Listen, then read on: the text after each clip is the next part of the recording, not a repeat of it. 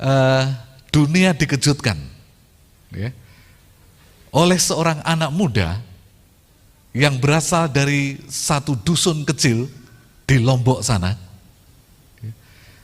Orang muda berusia 18 tahun ini pada hari Rabu tanggal 11 Juli 2018 di Finlandia menjadi juara lari 100 meter, juara dunia. Ini sangat menghebohkan. Mengapa sangat menghebohkan? Karena di atas kertas, ini orang Indonesia tidak dianggap sama sekali. Bahkan pada waktu penyerahan medali, bendera pun tidak ada. Apa artinya? Nggak dianggap, nggak mungkin menang ini orang Indonesia. Apalagi orang Indonesia pun tidak mengenalnya, karena dia berasal dari Lombok, Nusa Tenggara Barat. Nama orang muda itu adalah Lalu M. Zogry. Ya. Pemuda ini, saudaraku sekalian, memecahkan rekor dunia dengan kecepatan lari 100 meter, yaitu 10,18 detik. Sedangkan juara 2 dan 3 semua dari Amerika. Dua-dua orang Amerika ini, pelari Amerika ini membawa bendera yang besar-besar. Ya. Mengapa? Karena mereka yakin akan menang. Dan dua pelari Amerika ini sama kecepatannya, 10,22 detik. Ya. Mengapa membawa bendera besar-besar? Karena sudah yakin akan menang. Ya. Dan mengapa Indonesia nggak bawa? Pelatihnya pun nggak yakin kalau menang. Sehingga pada waktu berfoto, dia foto di tengah-tengah, kanan kirinya adalah pelari Amerika dengan bendera yang besar-besar. Saudaraku sekalian, siapa ini Zogry? Mengapa sampai menghebohkan dunia? Dia adalah seorang anak yatim piatu. Pada waktu kelas 4 SD, ibunya sudah meninggal. Beberapa bulan berikutnya ayahnya meninggal. Dan dia dengan beberapa saudaranya tinggal di sebuah rumah yang bisa dikatakan gubuk. Kenapa? Karena rumah itu terbuat dari bambu dan di dalamnya karena lubang-lubang ditempel dengan kertas-kertas koran. Ya, itulah Zogry. Tidak hanya itu, pada waktu anak ini memenangkan pertandingan tingkat kecamatan, tingkat kabupaten, tidak ada orang melirik sama sekali. Tidak ada orang menghargainya, tidak ada orang yang memberikan bantuan. Ya, sehingga walaupun dia banyak medali, rumahnya tetap jelek. Tetapi setelah dia menjadi juara dunia, semua orang berebut seakan-akan menjadi orang yang memperhatikannya. Ya, Hotman Paris akan memberikan 100 juta. Ya, Gubernur Nusa Tenggara Barat akan memberikan 200 juta. Ya, Menteri Olahraga akan memberikan biaya untuk sekolah sampai tamat dimanapun. Presiden akan membangun rumahnya dan sebagainya. Ya, kita lihat, tetapi siapa sebenarnya dia? Kompas memberikan satu wawancara yang menarik kepada guru dan teman-temannya. Wawancaranya adalah tentang kehidupan di luar pertandingan. Ya. Beberapa guru mengatakan, waktu ditanya, bagaimana kehidupan Zogry di sekolah? Sama dengan jawaban murid-murid lain, teman-temannya, waduh, Zogry itu tidak bisa diharapkan. Kenapa? Nilainya parah.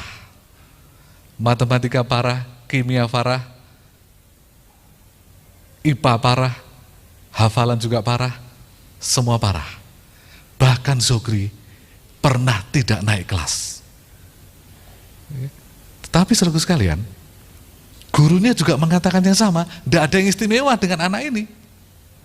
Tetapi ada seorang guru olahraga yang menjawab dengan sangat bijak. Dan saya terkejut sekali dengan jawabannya. Pada waktu ditanya, bagaimana menurut ibu, ini guru olahraganya, tentang Zogry, ya, bagaimana sekolahnya? Saudaraku sekalian, dia tidak menjawab sekolahnya, tetapi dia menjawab begini, Zogry, seorang yang pandai.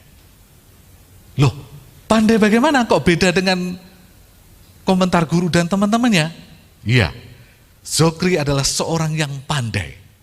Dia pandai sekali main bola dan berlari. Dan pada waktu kepandaiannya berlari ditangkap, diasah, dia menjadi seorang juara dunia yang tidak pernah dibayangkan. Saudaraku sekalian, masing-masing orang memiliki kelemahan. Masing-masing orang memiliki titik lemah. Dan walaupun sudah diusahakan dengan semaksimal mungkin, tetap saja tidak bisa. Tetapi tahukah kita, sadarkah kita, walaupun setiap orang memiliki kelemahan, tetapi setiap orang pasti memiliki kelebihan. Dan kalau kita dapatkan kelebihannya, kalau kita kelola kelebihannya, maka itu akan menjadi satu hal yang luar biasa dalam kehidupan orang tersebut.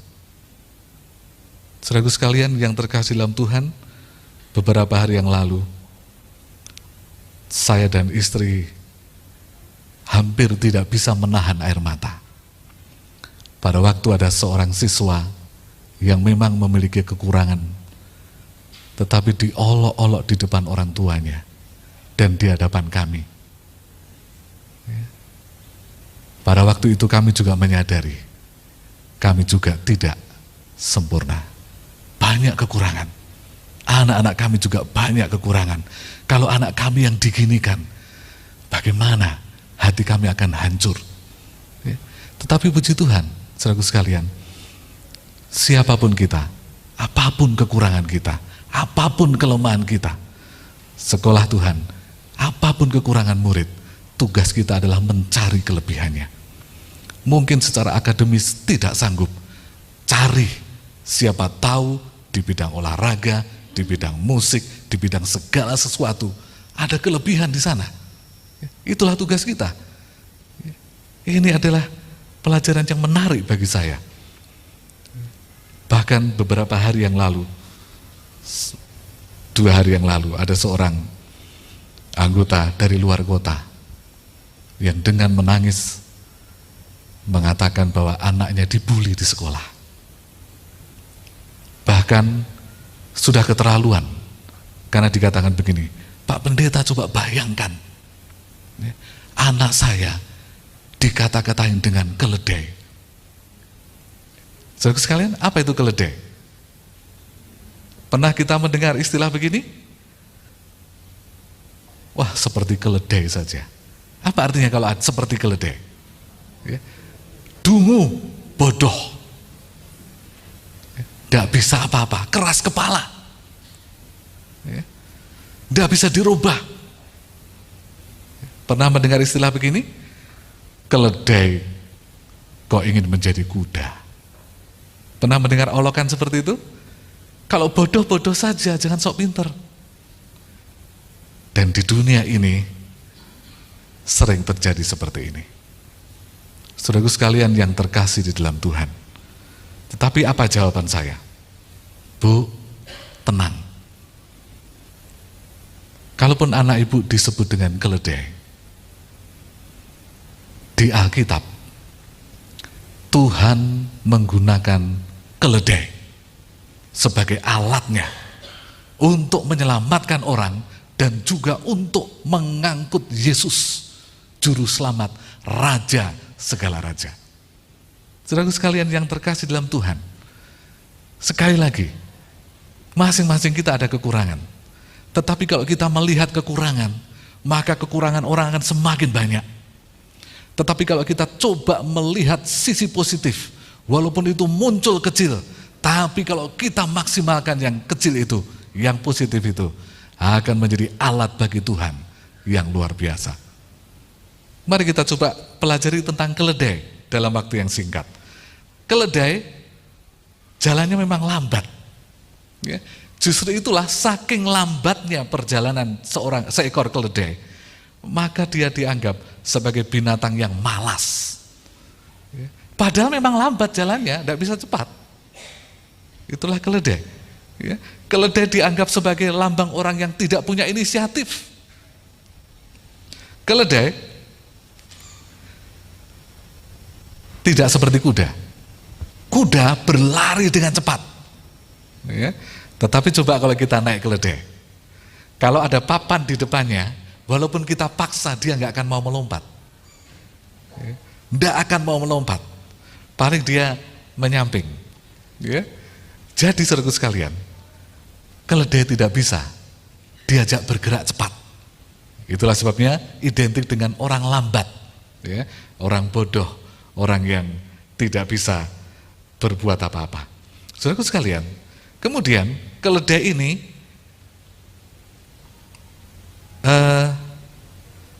memang tidak seperti kuda. Tetapi kalau naik keledai aman. Ya.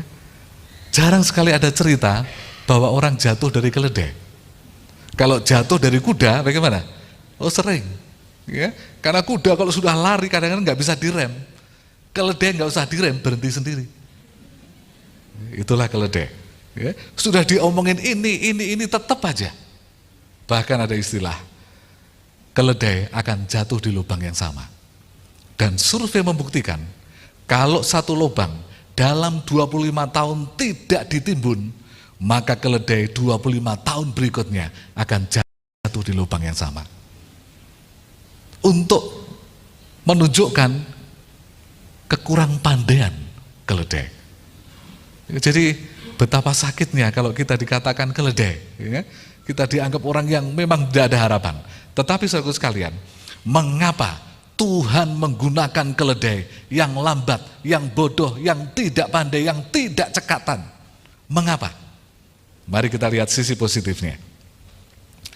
Keledai ini adalah binatang yang tidak suka menyendiri. Kalau kuda, dia lebih suka menyendiri. Tapi keledai tidak. Itulah sebabnya Tuhan melengkapi keledai ini dengan telinga yang panjang dan lebar. Fungsinya apa? Fungsinya untuk saling mendengar suara keledai lainnya. Dan kesanggupan telinga keledai dapat menangkap suara temannya 3 kilometer. Ya, jadi kalau keledai berbunyi di sini dengan suaranya, maka di rumah saya kedengaran. Ya, di Tanjung Anom kedengaran. Kalau mereka berjalan di padang pasir, keledai ini, maka pada waktu dia membunyikan suaranya, ya, keledai yang lain merasa nyaman. Kenapa? Karena di antara hamparan pasir ini masih ada teman keledai yang lain. Inilah kelebihannya, ya, tidak suka menyendiri. Yang kedua, keledai ini tidak mudah diadu domba. Kalau kuda, ada lomba pacuan kuda. Ya, tapi tidak ada lomba pacuan keledai, tidak ada. Ya. Kemudian kalau ya ada lomba-lomba yang lain, tapi keledai nggak bisa. Kecuali lomba lambat-lambatan, ya, keledai bisa. Ya. Kemudian yang ketiga adalah keledai ini bisa hidup dengan siapa saja. Kalau dia sendiri, maka dia senang. Kalau hidup di kandang itu ada domba, ada kambing, atau bahkan ada ayam. Keledai merasa nyaman. Kenapa? Dia tidak sendiri. Coba kuda, oh ribut, ya, luar biasa keledai ini. Dan yang terakhir, kelebihan keledai adalah, dan ini yang utama, memang dia lambat, memang dia keras kepala, memang dia dianggap bodoh, tetapi keledai pekerja keras.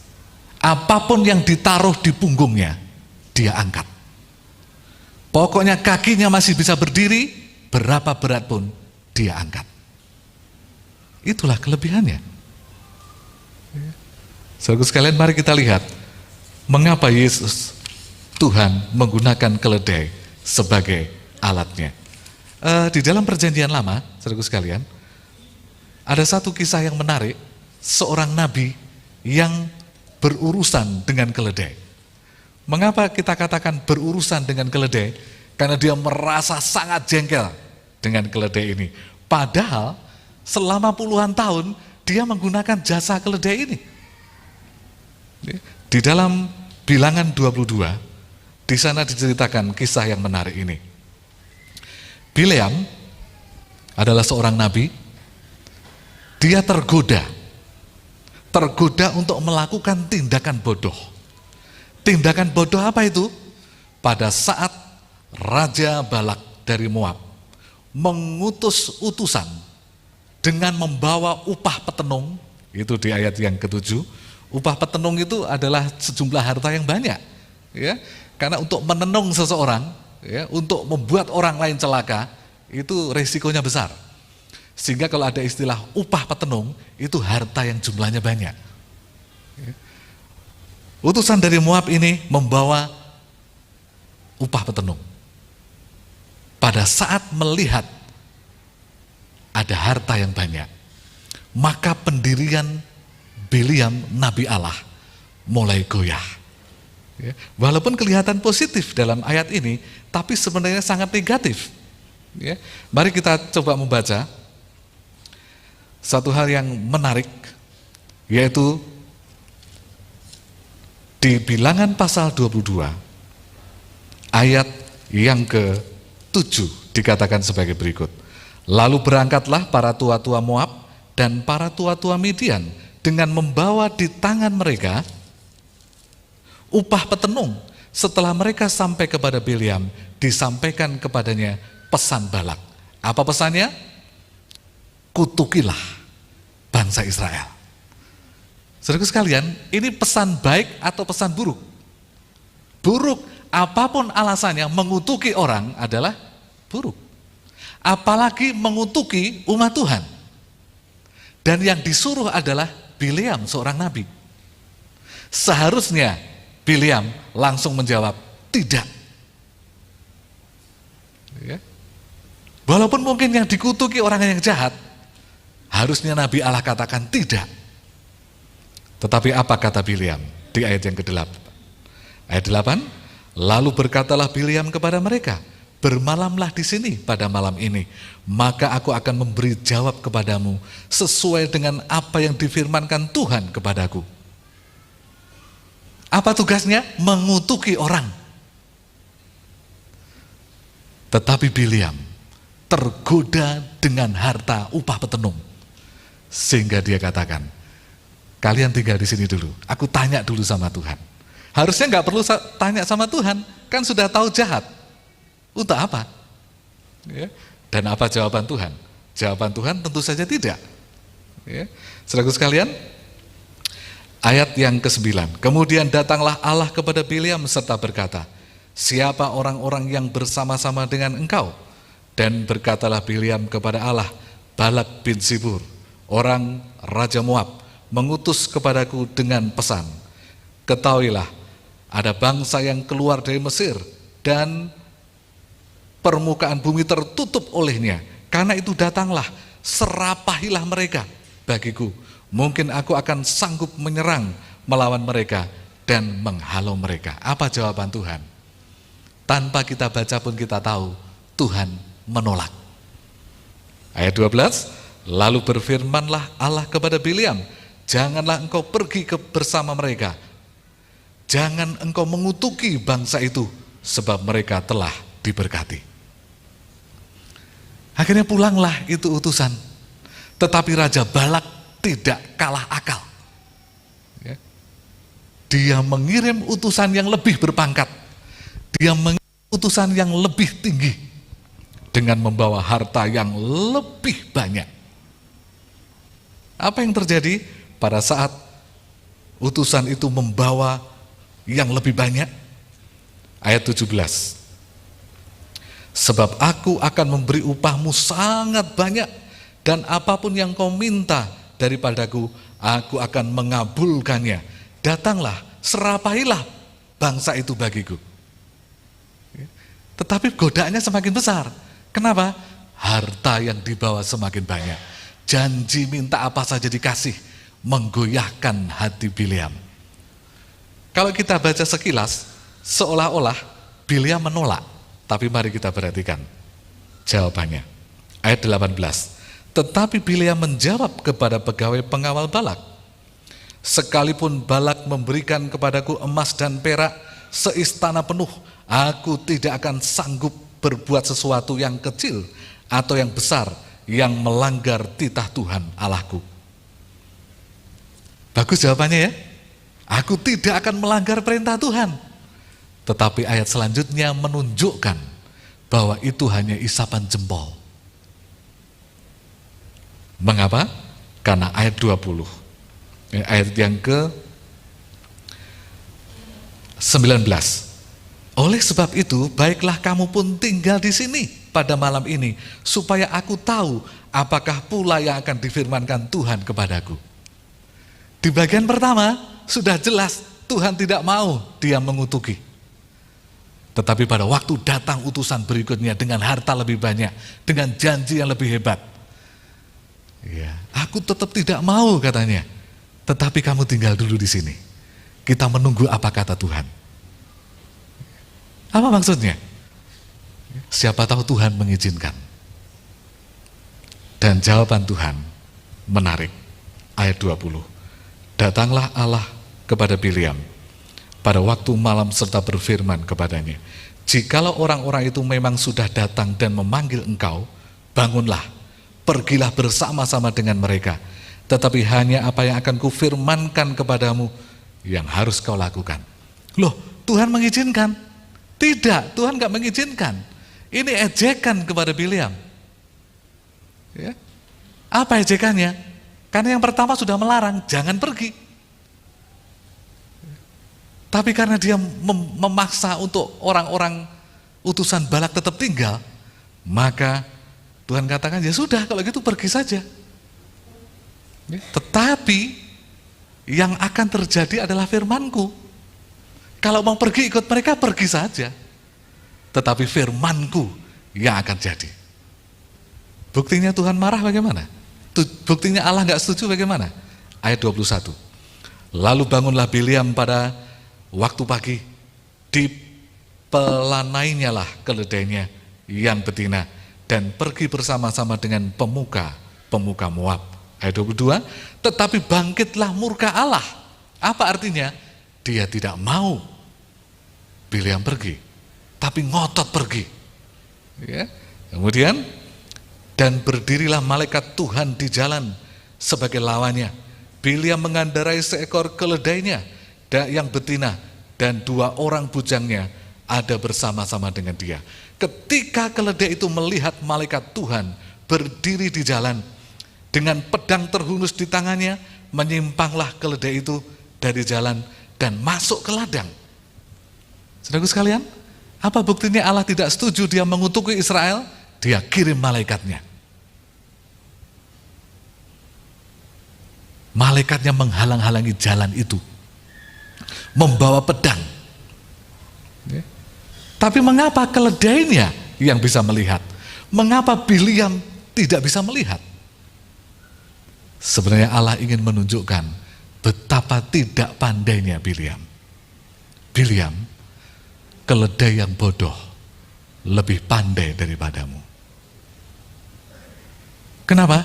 Sudah dilarang jangan pergi, tapi nekat pergi. Dan binatang yang bodoh ini diizinkan untuk melihat malaikat. Tetapi keserakahan yang ada pada Bileam menutup matanya. Dia tidak sanggup lagi melihat malaikat. Akhirnya keledai itu berhenti. Tidak hanya berhenti, minggir ke ladang. Tetapi karena Bileam gak sanggup melihat malaikat itu, dipukullah itu keledai. Dasar keledai. Akhirnya keledai itu bangun dan jalan kembali. Pada waktu jalan di jalan sempit, malaikat itu datang kembali. Apa yang terjadi? Keledai itu melihat kedua kalinya. Bileam tidak melihatnya. Karena melihat dan ketakutan, maka keledai itu mepet ke tembok. Dan kakinya Bileam mepet juga di tembok. Karena dia kesakitan, dia marah, dia pukul keledai untuk kedua kalinya. Keledai itu bangun dan berjalan kembali. Tetapi kali ini di jalan yang sangat sempit. Tidak bisa menghindar sama sekali. Dan malaikat Tuhan yang membawa pedang terhunus berdiri di hadapan keledai itu. Sekali lagi Bileam tidak melihat. Matanya tertutup oleh karena keserakahan. Apa yang terjadi? Karena ketakutan, keledai itu langsung bertelut, langsung jatuh di hadapan malaikat itu. Apa yang terjadi dengan Bileam? Dipukul. 3 kali dipukul. Kalau seandainya pandangannya tidak ditutupi dengan keserakahan, maka dia langsung akan mawas diri pada saat keledai menyimpang ke ladang.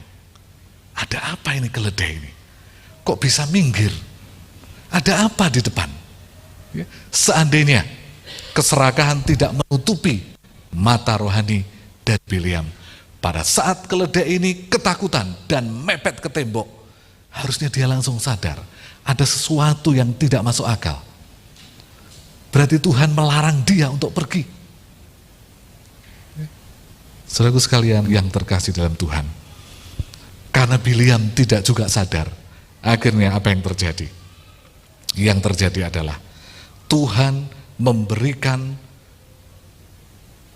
kuasa. Keledai itu berbicara. Saudaraku sekalian, dan pada waktu keledai berbicara pun, Bileam juga nggak sadar, malah ngobrol dengan keledai itu. Ya, mengapa engkau mencambuk aku 3 kali? Harusnya kaget. Kuasa apa yang membuat keledai bicara? Tapi keserakahan sudah menutup mata rohaninya. Dan dia menjawab, karena engkau melawan aku. Keledai juga menjawab, bukankah kamu sudah bertahun-tahun bersama dengan aku? Apakah pernah terjadi selama ini? Dia pun menjawab, tidak. Kalau begitu siapa yang tidak pandai? Bileam atau keledai? Akhirnya kasih Tuhan dinyatakan. Di ayat yang ke-32, di sana disampaikan tentang perbincangan dengan keledai itu. Tetapi di ayat yang ke-33 dikatakan sebagai berikut. Ayat 33, ketika keledai itu melihat aku, telah 3 kali ia menyimpang dari hadapanku, kata Tuhan. Jika ia tidak menyimpang dari hadapanku, tentulah engkau yang kubunuh pada waktu itu juga, dan dia kubiarkan hidup. Lalu berkatalah Bileam kepada malaikat Tuhan, aku telah berdosa, karena aku tidak mengetahui bahwa engkau ini berdiri di jalan yang menentang aku. Saudaraku sekalian, setelah Tuhan membukakan mata Bileam, Bileam baru sadar bahwa Tuhan menyelamatkan dia melalui seekor keledai. Saudaraku sekalian yang terkasih dalam Tuhan, Allah dapat menggunakan keledai yang dungu untuk menyelamatkan nabinya. Apalagi kita, umatnya yang diciptakan unik, yang masing-masing kita memiliki kelebihan. Keberadaan kita di dunia ini bukan kebetulan. Berapa banyak pun kelemahan kita, selalu ada kelebihan di sana. Dan lewat kelebihan itulah Allah akan berkarya.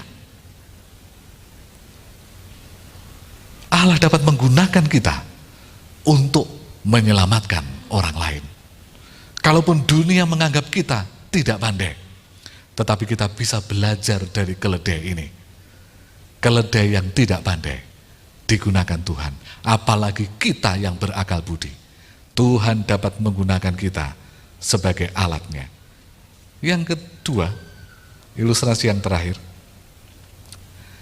Allah dapat menggunakan keledai untuk tunggangan raja segala raja.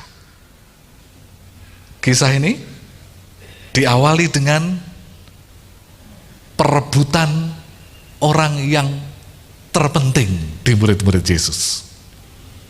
Mereka berebut, Markus 9 ayat 34. Di tengah jalan, Markus 9 ayat 34. Di tengah jalan mereka bertengkar. Siapa yang terbesar di antara mereka? Itu sama dengan Lukas 9 ayat 46. Murid-murid bertengkar, siapa yang terbesar? Siapa yang paling hebat di antara murid-murid Yesus? Lebih celaka lagi saudaraku sekalian, karena pertengkaran itu gak selesai-selesai. Di Markus 10, ibunya Yohanes campur tangan.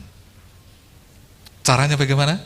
Dia menghadap Yesus, dia membawa dua anaknya yang dianggap paling hebat di muka bumi. Ya tentu saja anak kita anggap paling hebat dari orang lain ya. Maka ibu ini datang dengan membawa Yohanes dan Yakobus. Datang kepada Yesus. Dalam Markus 10 ayat 35 sampai 38. Ada apa dia datang? Dia katakan begini, Guru, kalau boleh, berikanlah kedudukan bagi kedua anak-anakku ini.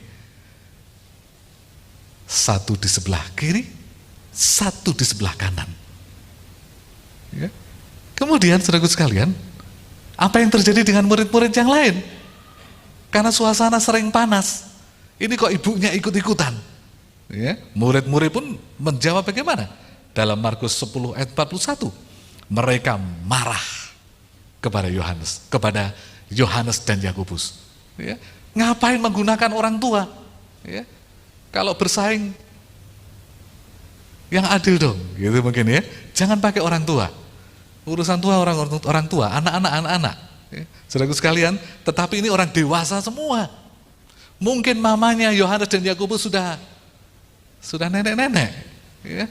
Tetapi tetap digunakan untuk apa? Mendapatkan yang tertinggi bagi Yesus. Yang terpenting bagi Yesus. Apa jawaban Yesus? Jawaban Yesus tidak hanya kata-kata, tetapi dia memberikan ilustrasi hidup. Ilustrasi hidupnya adalah dalam Lukas 19 ayat 30. Lukas 19 ayat 30, Yesus berkata seperti ini. Pergilah ke kampung yang di depanmu itu. Pada waktu kamu masuk ke situ, kamu akan mendapati seekor keledai muda. Mereka sedang berebut mana yang paling penting, paling tinggi. Akhirnya Yesus menjawab dengan sebuah ilustrasi nyata. Ilustrasinya apa? Cari keledai. Keledai ada di kota di depanmu. Dan saudaraku sekalian, berapa orang yang diutus? Ya, yang diutus hanya 2 orang. Yesus mengutus 2 orang muridnya. Berarti siapa itu kira-kira? Ya kira-kira Yohanes dan Yakobus. Ya, yang menggunakan segala cara untuk menjadi yang terpenting bagi Yesus. Saudaraku sekalian, akhirnya 2 murid itu pun pergi untuk mencari keledai. Tetapi yang menarik adalah Yesus mengajarkan kepada mereka, jika murid sibuk untuk mencari yang tertinggi, yang terpenting, mencari posisi, berebut kedudukan, bersaing mencari yang paling hebat, Yesus bisa menggunakan seekor binatang yang dianggap paling bodoh di dunia menjadi alat pekerjaannya.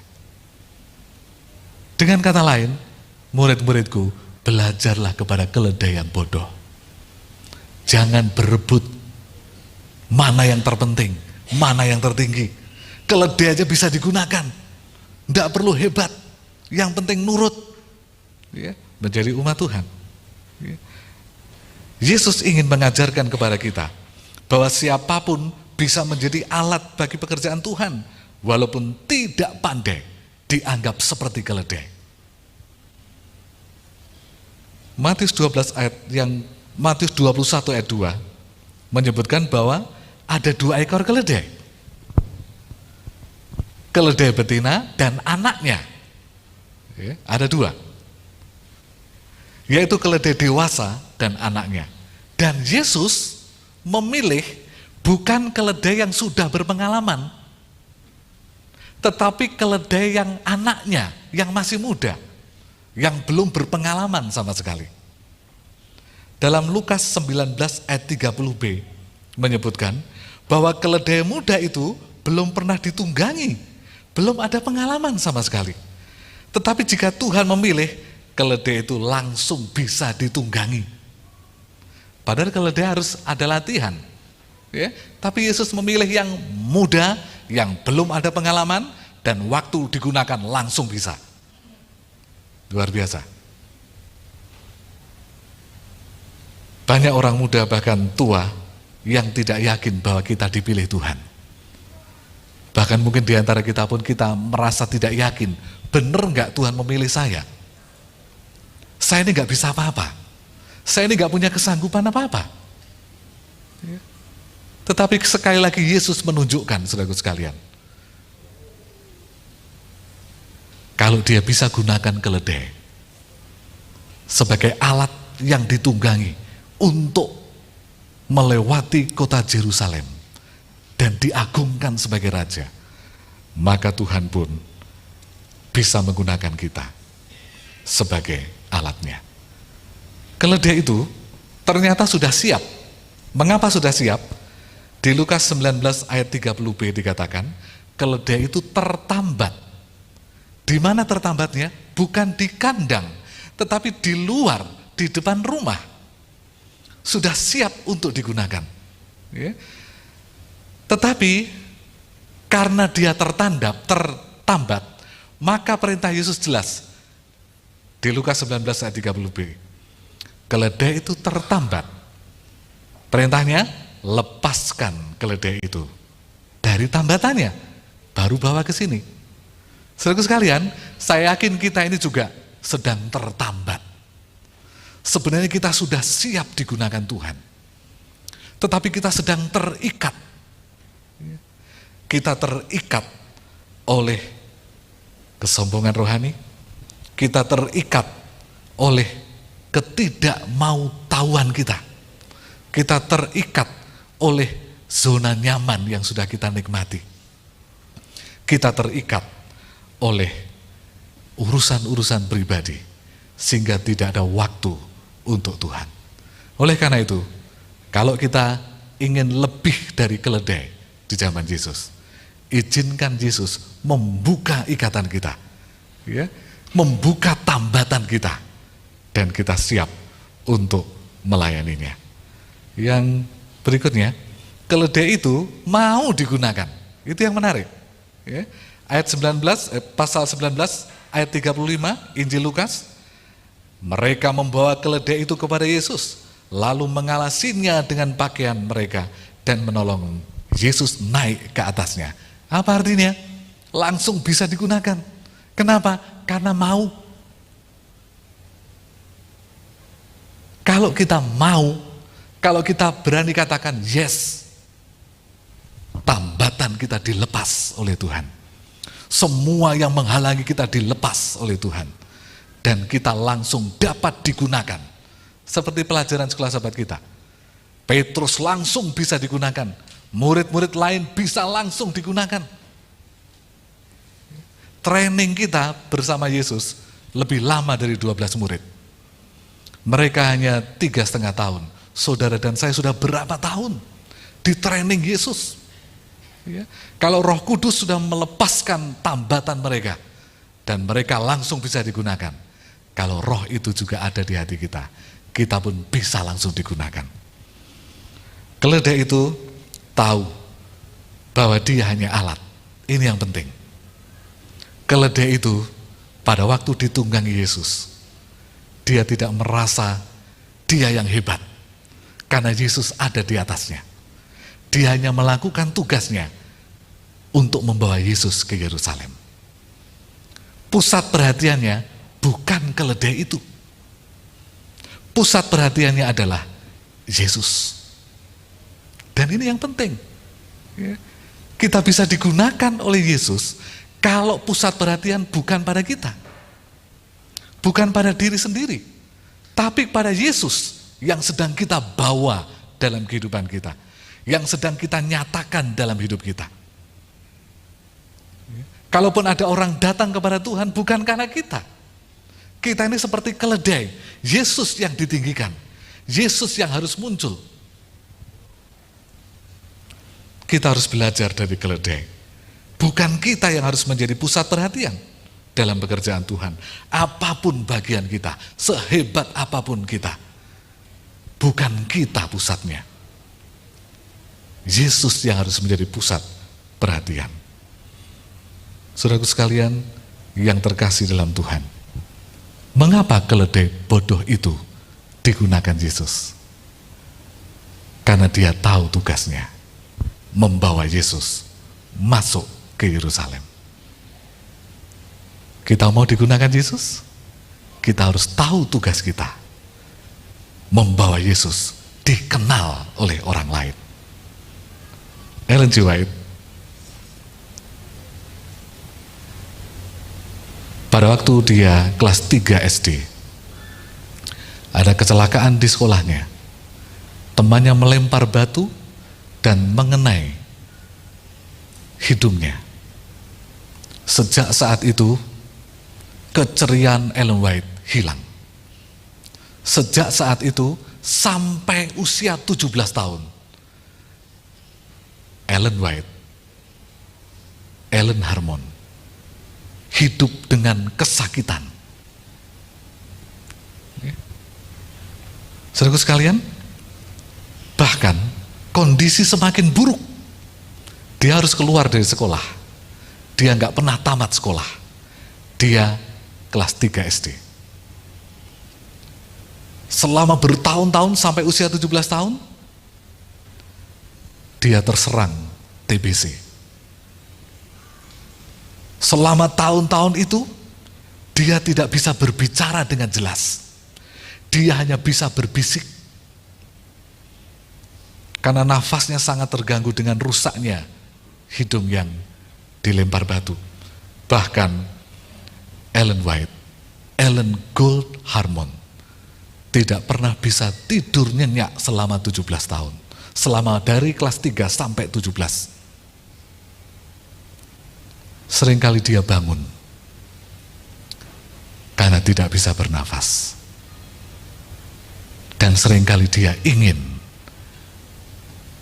agar Tuhan mengizinkan dia beristirahat terlebih dahulu.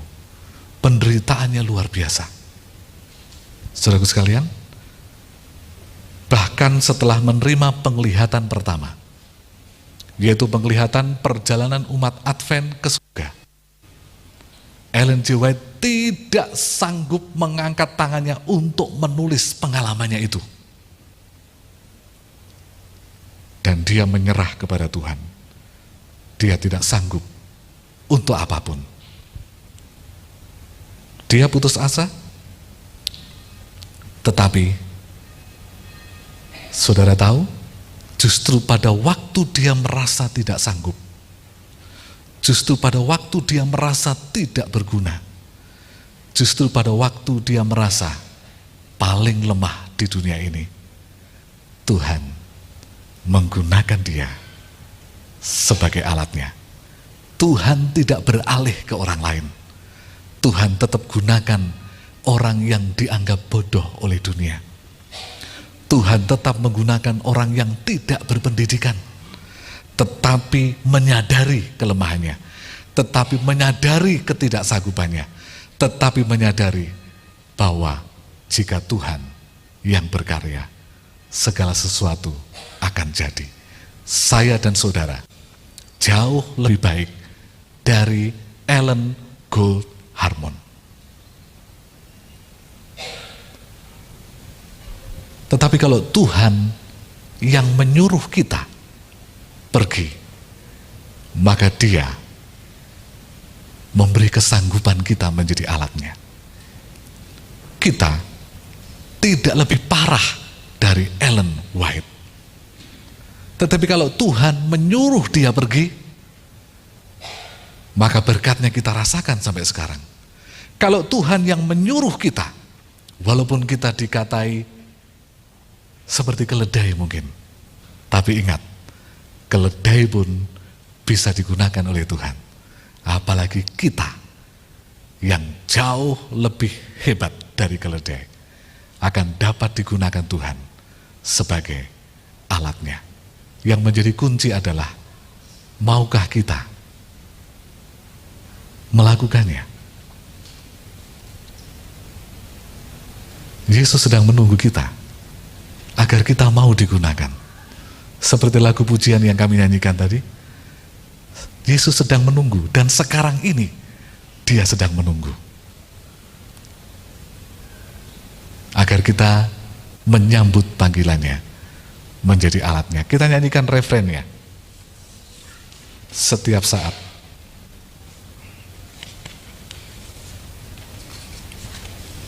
Bisa nadanya?